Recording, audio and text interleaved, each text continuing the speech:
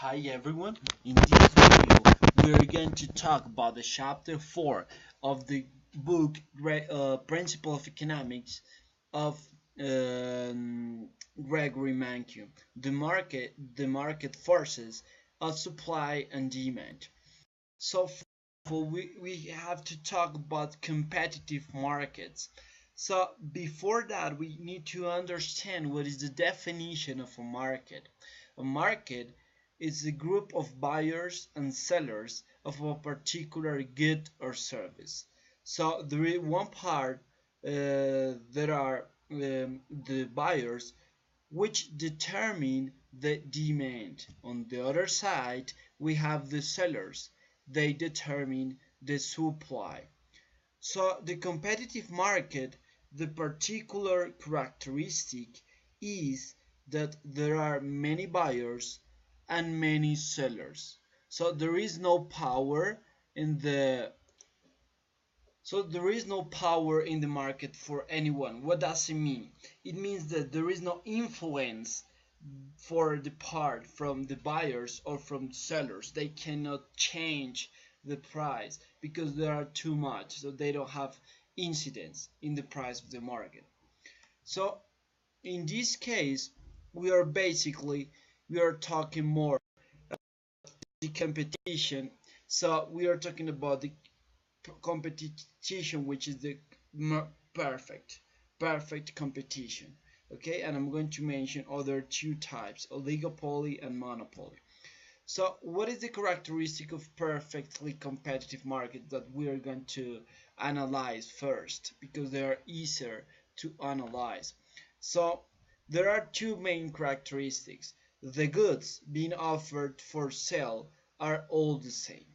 There are homogeneous goods inside the market. The other one, the second, is the buyers and sellers are so numerous and that no single buyer or seller can influence the market price. Okay, so they must accept the price the market determines, and they are said to be price takers.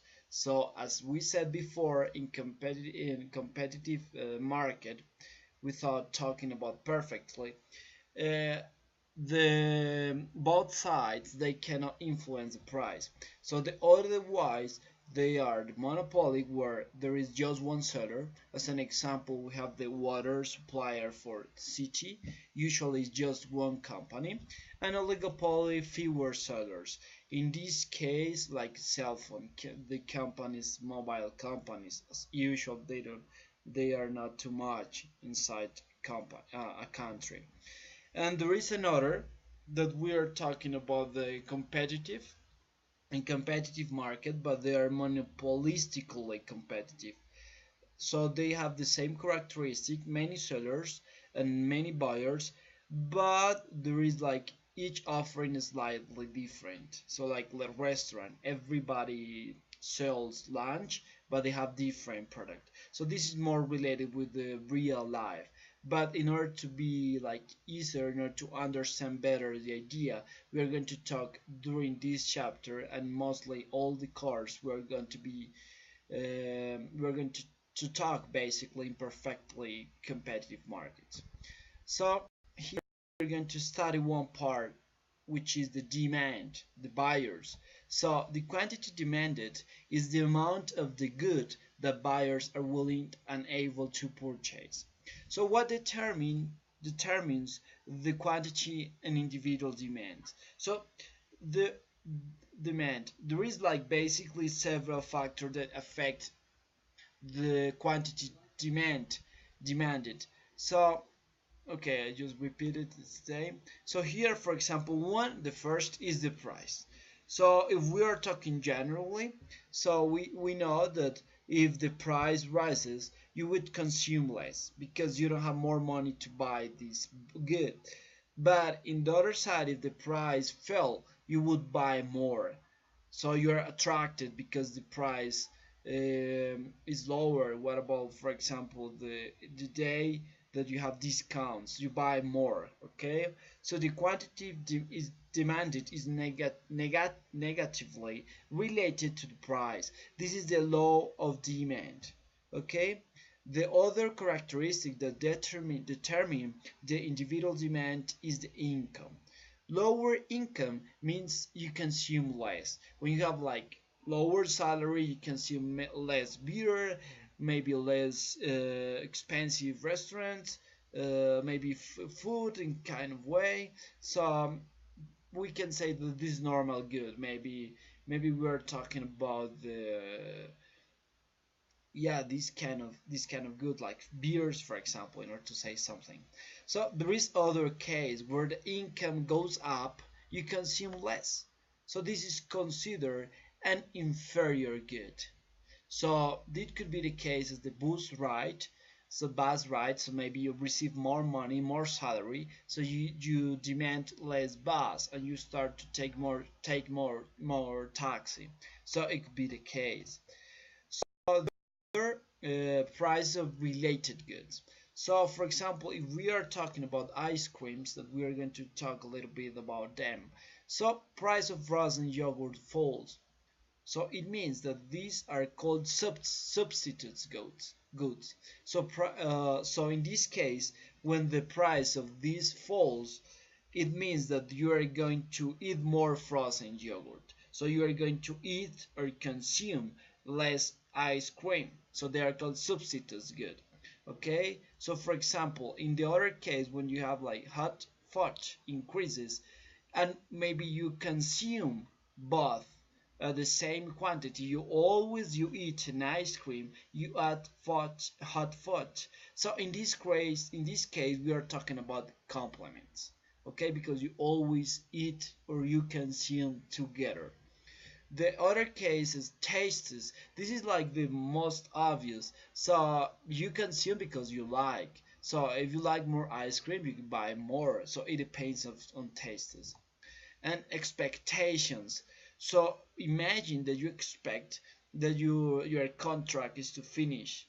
So remember you have like the deadline this month because your boss said to you, "Hey man, I'm so sorry, but I think you're going to be fired." So now you know the next month you will have less income, so you consume less currently. Okay, or for example, if you know, for example, on Black Friday that the price is going to be discounted, you wait and you don't buy today, you expect tomorrow to the Black Friday, to the discount. Okay, so here we're going to start to put numbers in order to represent the demand curve. So here, forget the table for a moment. So the first and important thing that economists will think about it's about ceteris paribus. So when we analyze something, we need to we have to hold the other variables constant. So in this case, we hold all the variables constant except one, which is the price. So imagine that we are talking about Maria, and if the price is free, they say, okay, the hamburger is free, so take whatever you want. So she will eat 12 hamburgers, is here. But when the price is 50 cents, she will buy 10. When the price is 1, she will buy 8. When the price, and so on and so forth. So this is the demand schedule for Maria. So with this demand schedule, we can represent this in graph. So we just put here, usually we put in the y-axis, we put the price, and on the x-axis we put the hamburgers. So we have 0, 3. So with the price of $3, Maria is not going to consume anything. At the price of 2.50, she's going to consume 2 hamburgers. The price of $2 for 1.56, 1.8, 0.50 cents, 10, and with the 0 price 12. So this is the demand curve, and we realize that is downward slope. Okay, so this is the law of demand, okay, that we said before. The price the higher, the less you consume. Okay, so here we as I said before about the ceteris paribus, is that the case because it assumes that income, tastes, expectations, and the prices of related products are not changing. So we are just analyzing pricing because it's so hard to think about the other changes in the world. So you cannot analyze. So in this case, we are just focused on price. So in this case, all the relevant variables except those being studied at that moment are held constant. Okay, so what we already saw the demand of Maria. Okay, but what about the market demand? So the market demand is the sum of all the individual, all the Marias demands for a particular good or service. So in this case, oops, I did something wrong here. Okay, sorry, I did something wrong. Going back to the end of the presentation. Why we're in, okay, we're okay. So in this case, we're talking about the market demand. So Maria's curve, remember. So we have here the price and the quantity of Maria. So you have three. Remember that we already did it. Okay, which is this one. And now imagine there is another case, which is the name is Peter. So the price of three, he okay at the price of the price of two of 0 of 3 he's going to consume anything. At the price of 250 he's going to consume 2. At the price of 2 he's going to consume 3, and so on and so forth. Okay, so here we have his demand curve. So now we are going to figure out about the market demand. So we need to sum in the x-axis. So in this case, we have 2, which is the price. So it's going to consume 4 quantities of Maria and 3 quantities of Peter. So in the market, they're going to be consumed 7. Okay, they're going to be demand 7. We continue the 3. You see, no one consumes anything. Okay, so in this case, no one consumes, so we have 0 for the 3. For the case of 250, we have 2 for Maria and 2 for Peter. So it's going to be 4. For the case of $1.50, we have 6 in the case of Maria and 4 for Peter. So we have 10. And for 1, we have 5 for Maria, 5 for Peter, and 8 for Maria. So we have 13. And the last one is going to be 50 cents, which is going to be 6 for Maria, 6 for Peter, and 10 for Maria. So we have, in this case, let me think about it, is 6 and 10, sorry, here is 16, okay? And the other case is going to be 19.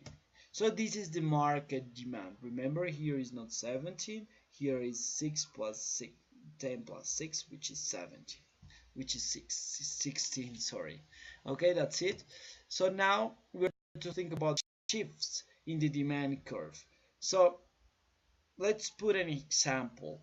Imagine that recent discovery is more and says a newspaper in an article. It says eat more hamburgers because it's good for live longer. So maybe we can think about the recent increasing in tastes.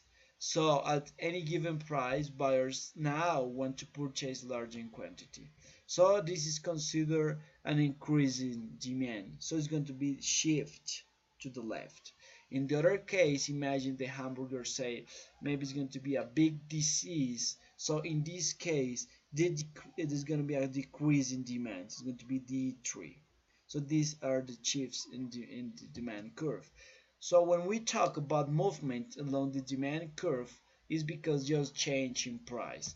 But shifts in the demand curve are given because of income, prices of related goods, tastes, expectations, and number of buyers.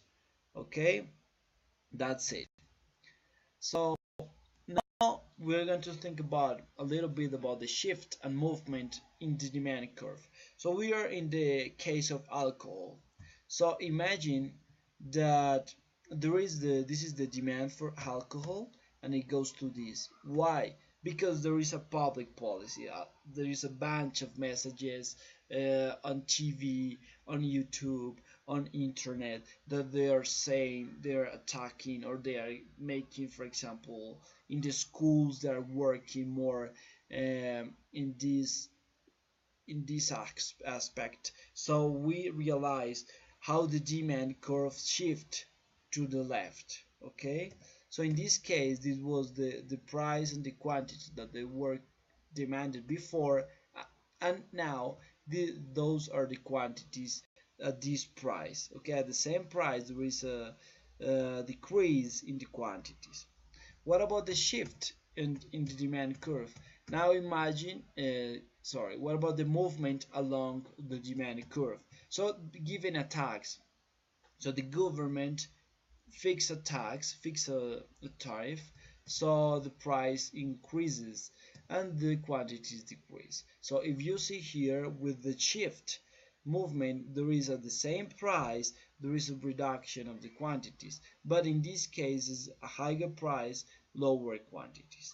Okay, this is a movement on the demand curve, and there is a shift. Okay, now we are going to talk a little bit about the other side. So it is the supply. So the supply is the quantity supplied, is the amount that sellers are willing and able to sell. So what determines the quantity and individual supplies? So the price. So for example, in the ice cream case again, when the price of an ice cream is high, then it's more profitable to sell. The price and quantity is positively related to the price of the good. This relationship is called the law of supply. Okay, so there is positive relation of price and quantities, and remember with the demand it was the opposite. There is another which determine the quantity of individual supplies is the input prices. So for example, in ice cream there are machines, labor for the workers, cream, sugar, flavoring, etc. So when the price of one of more of these inputs rises, producing is less profitable and the supply decreases. So this is negatively related. The other case is technology. So imagine, for example, there is it's automatized the process of ice cream, of producing the ice cream. So it's going to be a big save on time. So this is going to be some improvement. Okay, so the supply is going to shift. They're going to change. Okay. So expectations. So if the supplier they expect that the price of ice cream will increase, then they supply less today because they know that tomorrow is going to be an increase of the price. Okay, now we're going to talk about, as the demand schedule, we can represent the same case with the supply schedule as well. So we have here we have the same case. We hold all the variables constant and we just focus on the price. So here at we are talking about hamburgers again. So when the price is below to 1, there is no production. Okay, at this price the supplier to say this price I'm not going to produce anything. But when the price is 3, sorry, here is not, here is like the replication of the demand. Don't pay attention to that. When it is 3, the supplier is going to supply 5 hamburgers. So given the supply schedule, we can represent the same case for in the quotation plane. So we have here, so we have the price of $1, the supplier is going to produce 1. At the 150 is going to produce 2. At the price of 2 is going to produce 3. and at the price of 250 is going to produce 4, and 5 for $3. So here is the supply curve. As you see, it is upward slope. Okay, so now we're going to talk about, like, analogously to the demand curve that we talk about, the market demand versus the market demand versus the individual demand. So in this case, we're going to talk about the market supply. So we have here the first supplier that we already saw before. So we have here the case. Okay, we already know about that. So after knowing this case, we're going to talk about the supplier 2. This is supplier 2, sorry. So imagine that there is the case where at the price of 150 is going to offer a supply of 2. At the price of 2 is going to offer 4. At the price of 250, he's going to offer 6. And at the price of 3, he's going to offer 8. So here is the other. Okay, now given that we're going to add up all these both um, these both demand supply curves, we are going to sum them in the same way. So here we have the first. So when the price is 0.50 for both sides, the market supply, we are not going to produce anything. Okay, for the other case, when we have $1, in this case, this is going just to produce supplier 1, so it's going to be 1 supplied. For the price of 150, is going to be 1 for the supplier 1, it's going to be 0 for the supplier 2. In this case, it's going to be 2 for the supplier 1, which is this one, and it's going to be 1 for this. For 2 again, for this one is going to be 4. For the price of 2 is going to be 3 for the supplier 1. It's going to be 4 for the supplier 2, so it's going to be 7. Okay, for the third case, it's going to be 6 for the supplier 2 and 4 for the supplier 1, so it's going to be 10. And the last one, which is the price 3, there's going to be supplied in the market 13 units. So this one is the market.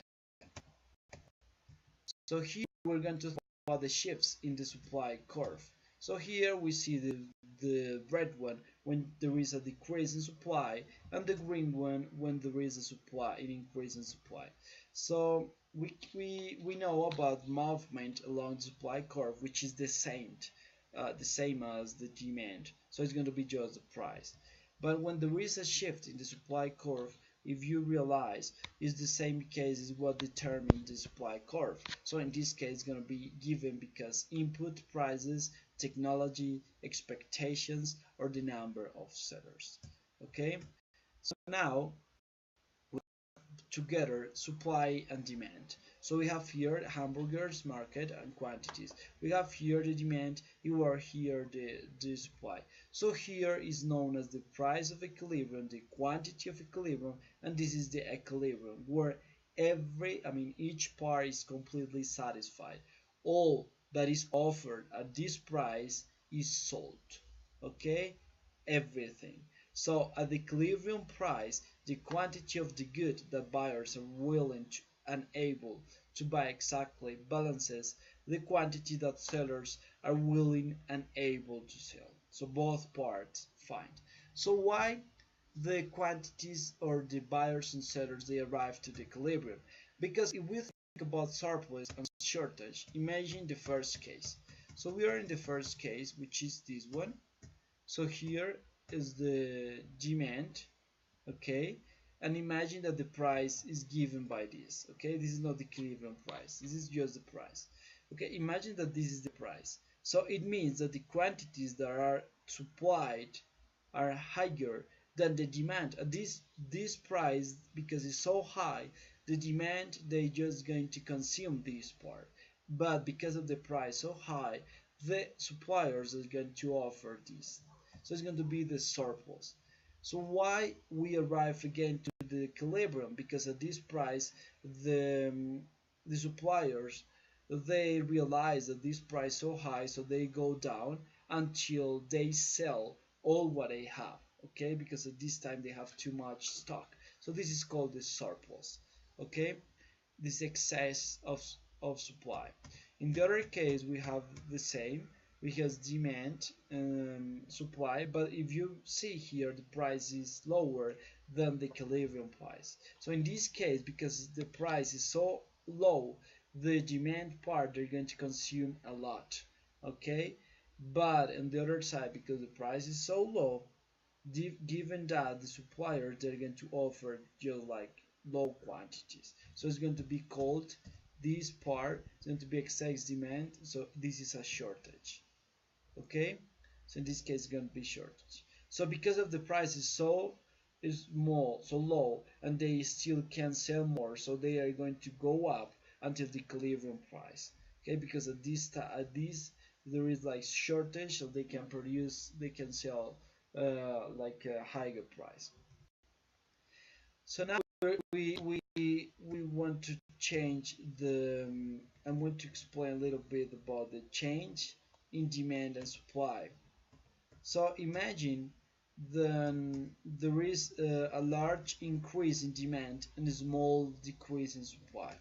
So here you see here that the supply, there is a small decrease, as you figure out here. S2 there is decreasing, so it's like to shift to the left. In the other case, there is a large, this is the regional price, well, V1 and S1, this is the price, the equilibrium.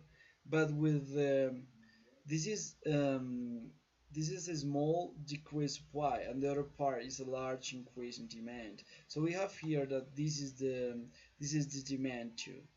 So why is devoted this increase in demand? So imagine about the taste, right? So people like more hamburgers in this case. So we have like a big increase. And here is a small decrease in supply because there is a little problem, weather problem. So it's going to be a little decrease in supply. So in this case, we pass from Q1 to Q2, and the price we pass from P1 to P2. So this is the case. You see how it changes. Why I show that? Because when there is the same changes, but there is a small increase in demand and large decrease in supply, is going to change definitely different. So in this case, we have the quantity of hamburgers is here, and this is the quantity one and price one. But there is as I said before, there is a large decrease in supply. There was a big torment, a big problem, a big weather problem. So for example, with the coast. So in this case, it's going to be this the decrease, and it's going to be a small increase in demand because at the same time maybe discovered that the meat of the hamburgers is good. So maybe it's going to be a small increase in demand. So at this point, you see that the quantities they are reduced. So why I put that? Because maybe when there is an increase in demand and decrease in supply, we just make sure that the price is going to be high, but the quantities they can go up or they can go down. So there is an ambiguous effect on quantities. So here I put all the summarize all the changes. Maybe when you read something, you will review this part. When there is no change in supply, no change in demand, it's going to be P, which is the price, and quantities are going to remain the same. And then an increase in supply and no change in demand is going to be price is going to down, and the quantities are going to go up. Here, when there is an decrease in supply and no change in demand, the price is going to go up and the quantities are going to go down. So this is basically a summary of all changes. I hope it has worth great success with economics. See you in the next video. Thanks a lot. Bye bye.